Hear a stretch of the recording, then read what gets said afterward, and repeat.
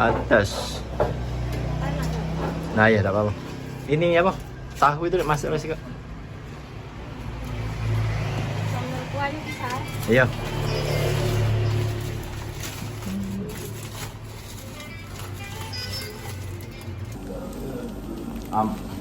Aman dah ditahu roti ini. Rasa ni yang badan ni nah. Ni lah sekarang terus ngomong ke aku, cek katanya.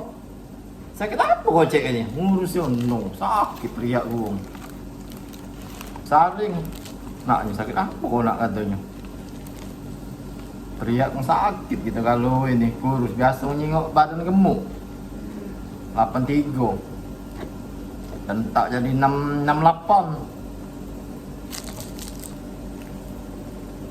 Tiba langsung ini, terus sakit bilang. Sakit, teriak gua.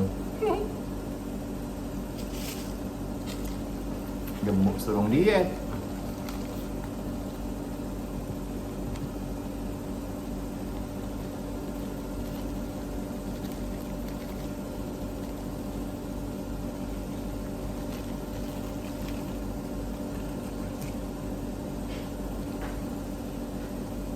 Banyak besar, makan besar.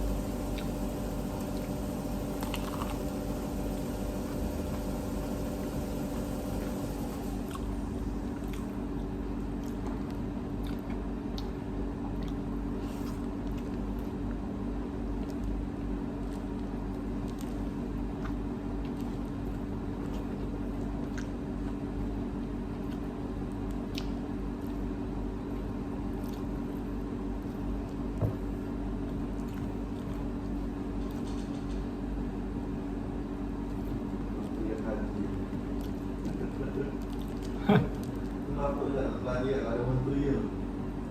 Dia haji. Kadang-kadang dia cakap dia. Dia ada duit.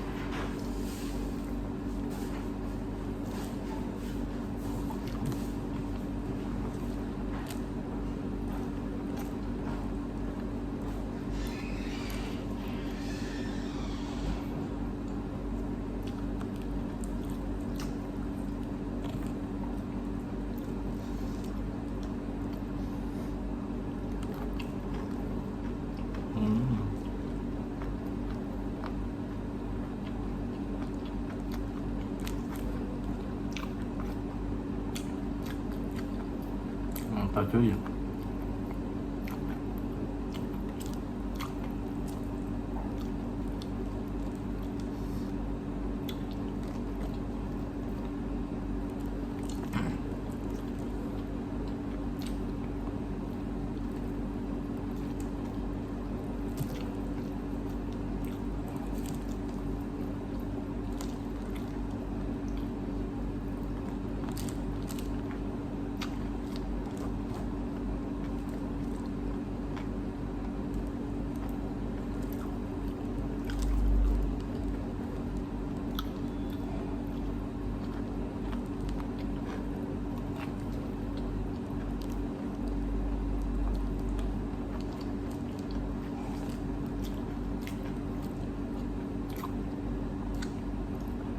Mantap.